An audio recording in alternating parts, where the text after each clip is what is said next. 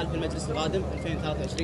لا والله ماني متفائل. ليش؟ لا ماني متفائل يعني نفس المؤزمين بالسابق هم نفسهم رجعوا موجودين، نفس اللي يعني طلعوا لنا بالعبارات والمصطلحات الجديدة على الساحة السياسية الكويتية نفسهم موجودين.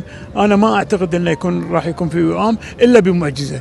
أكو نواب حياهم الله وعندهم نوايا إصلاح، بس للأسف أكو دمى داخل البرلمان مو بإيدهم القرار بإيد من يحركهم.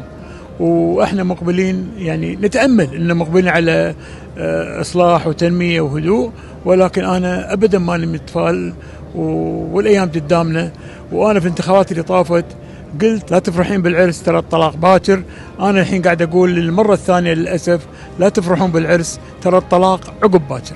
نهنئ اهل الكويت قاطبه بنجاح العرس الديمقراطي، نهنئ صاحب السمو حفظه الله وشفاه، نهنئ سمو ولي العهد، نهنئ كل أهل الكويت بالنجاح بغض النظر عن الأشخاص من نجح أو من سقط.